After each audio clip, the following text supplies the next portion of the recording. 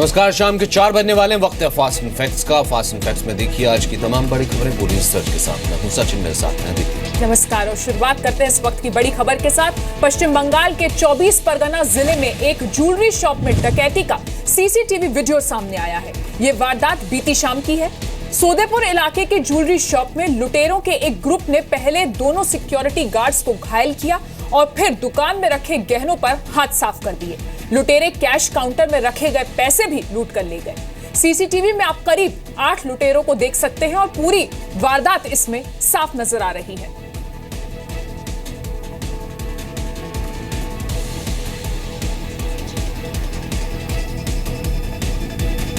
तो ये तस्वीरें हम आपको दिखा रहे हैं पश्चिम बंगाल की, जहां पर एक ज्वेलरी शॉप में डकैती हुई और उसका पूरा सीसीटीवी वीडियो रिकॉर्ड हुआ और रिकॉर्डिंग हम आपको दिखा रहे हैं। ये वारदात कल शाम की है। सोदेपुर इलाके की ये घटना है। वहां की ये ज्वेलरी शॉप थी जहां लुटेरे आए और उन्होंने पहले दोनों सिक्योरिटी गार्ड्स को घायल किया और फिर दुकान में रखे गहने और कैश को लेकर वहां से भाग गए।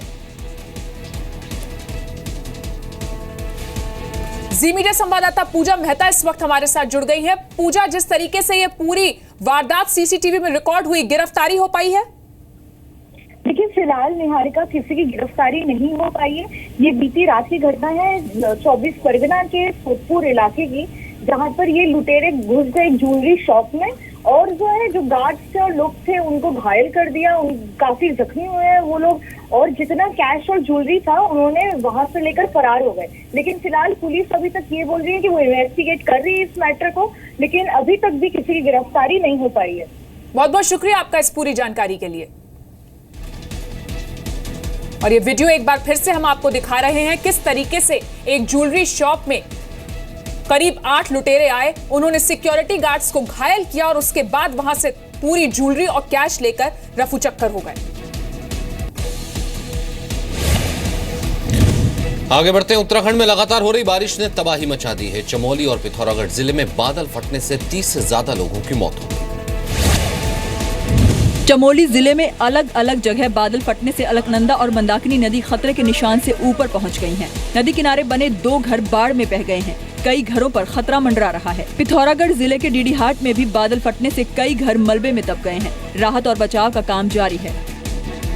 मुख्यमंत्री हरीश रावत ने प्रभावित इलाकों में रेस्क्यू टीम भेजे जाने का दावा किया है। अब भी बहुत सारे लोग दबे हुए हैं। SDRF रवाना कर दी गई है। ITBP भी रवाना कर दी गई है। पुलिस फोर्स नजदीक के तक पहुंचा दिए गए हैं। NDRF की टीम और SSB और ITBP की टीमें रवाना कर दी गई हैं और जो जल्दी इन गांवों में पहुंच जाएंगी। उत्तराखंड के कई इलाकों में बीते 2 दिन से भारी बारिश हो रही है। भारी बारिश की वजह से उत्तराखंड में करीब 10 नदियां खतरे के निशान के करीब पहुंच गई हैं। लैंडस्लाइड की वजह से ऋषिकेश बद्रीनाथ हाईवे बंद हो चुका है। यमुनोत्री केदारनाथ के रास्ते पर भी हजारों लोग फंसे हैं। चमोली में बीते 24 घंटे में 54 मिलीमीटर बारिश रिकॉर्ड की गई है। पिथौरागढ़ जिले के धारचूला इलाके में बारिश की वजह से 5 पुल बह गए हैं। मौसम विभाग ने शुक्रवार ही उत्तराखंड के 8 जिलों में 30 जून से 72 घंटों तक बारिश की चेतावनी जारी की थी। देश में यूनिफॉर्म सिविल कोड लागू करने के रास्ते में कानून मंत्रालय ने बड़ा कदम आगे लिया है। कानून मंत्रालय ने इस मामले पर लॉ कमीशन को राय देने के लिए कहा है। कानून मंत्रालय ने इस मामले में फैसले से जुड़े दस्तावेजों की भी मांग की है। लॉ कमीशन की सिफारिशों के आधार पर सरकार फैसला लेती है। लॉ कमीशन मांगी गई राय पर सरकार को हाँ या ना में जवाब दे सकता है। लॉ कमीशन कानूनों पर सरकार को सिर्फ सलाह देता है। लॉ कमीशन की रिपोर्ट को मानने के लिए सरकार बाध्य नहीं है। यूनिफॉर्म सिविल कोड का मतलब सभी नागरिकों के लिए एक तरह का पर्सनल लॉ का होना। इस वक्त देश में हिंदू और मुसलमानों के लिए अलग अलग पर्सनल लॉ हैं। पर्सनल लॉ में प्रॉपर्टी, शादी, तलाक और उत्तराधिकार जैसे मामले आते हैं। भारत के संविधान के तहत नीति निदेशक तत्व से जुड़े अनुच्छेद 44 में यूनिफॉर्म सिविल कोड लागू करना राज्य की जिम्मेदारी बताया गया है। आपको बता दें कि लॉ कमीशन की अगुवाई अभी सुप्रीम कोर्ट के रिटायर्ड जज जस्टिस बलबीर सिंह चौहान कर रहे हैं। देश में बने पहले लाइट कॉम्बैट एयरक्राफ्ट तेजस आज भारतीय वायुसेना के बेड़े में शामिल हो गया। भारतीय वायुसेना में शामिल होने के बाद सुबह करीब 11:15 बजे तेजस ने उड़ान भरी। तेजस ने हवा में हैरत अंगेज करतब दिखाए। सफल लैंडिंग के बाद तेजस को वाटर सैल्यूट दिया गया। एक बड़ी कामयाबी है पूरे टीम को, HAL के, आडा और एयरफोर्स की, तीनों का अभिनंदन करता हूं और उनका धन्यवाद भी देता हूं। It's comparable and on par with any fourth generation fighter aircraft that you have in the world today. It is easily the best aircraft that I have flown. Bengaluru में सर्वधर्म प्रार्थना के साथ तेजस का वायुसेना में गृह प्रवेश किया गया। वायुसेना के अधिकारियों ने तेजस की एंट्री से पहले नारियल भी फोड़ा। फिलहाल 2 तेजस विमान वायुसेना के बेड़े में शामिल किए गए हैं।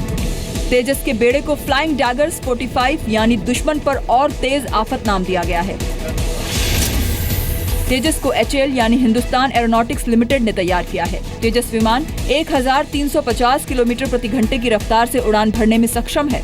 तेजस महज 460 मीटर चलने के बाद उड़ान भर सकता है और एक उड़ान में 2300 किलोमीटर की दूरी तय कर सकता है। तेजस 50,000 फीट की ऊंचाई पर उड़ान भर सकता है। तेजस के विंग्स 8.2 मीटर चौड़े हैं। इसकी लंबाई 13.2 मीटर और ऊंचाई 4.4 मीटर है, जबकि इसका वजन 6,560 किलोग्राम है।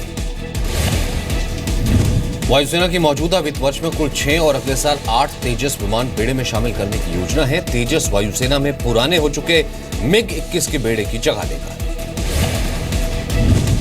हैदराबाद में गिरफ्तार ISIS के 5 संदिग्धों से पूछताछ में बड़ा खुलासा हुआ है। ये आतंकी भारत में पेरिस और ब्रसल्स जैसे धमाके करना चाहते थे। NIA ने संदिग्धों के पास से TAPT यानी ट्राइसेटोन ट्राइपर ऑक्साइड बरामद किया है। पिछले साल फ्रांस के पेरिस और इस साल बेल्जियम के ब्रसल्स एयरपोर्ट पर हमले के लिए ISIS के आतंकियों ने इसी केमिकल का इस्तेमाल किया था। भारत में इस खतरनाक विस्फोटक के मिलने का ये पहला मामला है। ये संदिग्ध पुलिस स्टेशन, मंदिर, मॉल्स, VVIP लोगों को निशाना बनाने की साजिश तैयार कर रहे थे। हैदराबाद में जो संदिग्ध पकड़े गए हैं, उनसे कुछ कोड वर्ड्स का भी खुलासा हुआ है। इनके जरिए वो आपस में बात करते थे। बम तैयार है कहने के लिए संदिग्ध कोड वर्ड में सामान तैयार है कोड का इस्तेमाल करते थे। आतंकी ब्लास्ट को तैयार है के लिए काम को अंजाम देने का वक्त आ गया है कोड वर्ड का इस्तेमाल होता था। दूध को दुकान से उठा लो का मतलब होता था गाय भैंस। चावल पकाने हैं कहने का मतलब और हथियार चाहिए होता था। आज पकवान होगा इंशाअल्लाह घर पर का मतलब होता था हथियार घर पर आ जाएगा। NIA की पूछताछ में यह भी खुलासा हुआ है कि ये संदिग्ध रमजान के दौरान मंदिर में गोमांस फेंककर दंगा कराना चाहते थे। कोर्ट ने 5 संदिग्धों को 14 दिन की जुडिशियल कस्टडी में भेज दिया है। प्रवर्तन निदेशालय ने बीकानेर जमीन सौदों की जांच में शामिल होने के लिए वाड्रा की कंपनी स्काईलाइट को फिर नोटिस भेजा। ईडी ने स्काईलाइट को जमीन सौदों से जुड़े दस्तावेज देने के लिए कहा है। ईडी ने वाड्रा को 2 हफ्ते का समय दिया है। इससे पहले बीकानेर जमीन घोटाला मामले में ईडी ने वाड्रा को 24 जून को पेश होने को कहा था, लेकिन वो नहीं पहुंचे। इसीलिए अब स्काईलाइट को दोबारा नोटिस भेजा गया है। ये सब चीजें धिंगरा कमीशन के कारण बाहर आ रही है। अब वो अगर थोड़ा समय अधिक मांगते हैं तो हरियाणा सरकार ने उसको कंसीडर वो कर सकती है। जज ही सरकार से फायदा लेगा तो निष्पक्ष तौर से रिपोर्ट कैसे वो दे सकते हैं। प्रवर्तन निदेशालय ने कंपनी को नोटिस जारी कर उनके वित्तीय लेन देन की जानकारी भी मांगी है। पूरा मामला बीकानेर के कोलायत इलाके में 275 बीघा जमीन की खरीद से जुड़ा हुआ है। 2015 में तहसीलदार की शिकायत के बाद राजस्थान पुलिस ने इस मामले में FIR दर्ज की थी। इसी आधार पर प्रवर्तन निदेशालय ने 2015 में मनी लॉन्ड्रिंग का केस दर्ज कराया था। इससे पहले कल वाड्रा DLF डील की जांच कर रहे जस्टिस ढींगरा आयोग ने रिपोर्ट देने के लिए कुछ और वक्त की मांग की थी, जिसे सरकार ने मांग लिया था। ढींगरा आयोग का कार्यकाल 31 अगस्त तक बढ़ा दिया गया है। कल से शुरू हो रही अमरनाथ यात्रा के लिए आज जम्मू से श्रद्धालुओं का पहला जत्था रवाना हो गया। यात्रा की तैयारियों का जायजा लेने गृह मंत्री राजनाथ सिंह कुछ देर में जम्मू पहुंचेंगे। राजनाथ सिंह खुद भी बाबा बर्फानी के दर्शन करेंगे। जम्मू कश्मीर के डिप्टी CM निर्मल सिंह ने श्रद्धालुओं के जत्थे को हरी झंडी दिखाकर रवाना किया।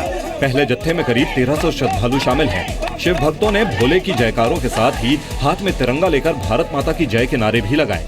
ये जत्था शाम को अमरनाथ यात्रा के बेस कैंप पहलगाम और बालटाल पहुंचेगा, जहां से कल औपचारिक तौर पर अमरनाथ यात्रा शुरू होनी है। श्रद्धालुओं का पहला जत्था शनिवार को अमरनाथ गुफा में बाबा बर्फानी के दर्शन करेगा। प्रशासन का दावा है कि इस दौरान सुरक्षा व्यवस्था जो है जम्मू से लेके गुफा के दोनों मार्ग बालतौर और पहलगाम तक कड़ी सुरक्षा व्यवस्था का इंतजाम किया गया है। श्रद्धालुओं का उत्साह यहाँ पे देखते ही बनता है। अमरनाथ यात्रा की सुरक्षा के लिए विशेष इंतजाम किए गए हैं। ड्रोन कैमरों की मदद से पूरे इलाके की निगरानी की जा रही है। 2 जुलाई से शुरू हो रही अमरनाथ यात्रा रक्षाबंधन के दिन यानी 18 अगस्त को खत्म होगी। 48 दिन तक चलने वाली यात्रा में 2.5 लाख से ज्यादा श्रद्धालुओं के शामिल होने की उम्मीद है। पहलगाम और बालटाल दोनों रास्तों से रोजाना 7500 श्रद्धालु यात्रा करेंगे।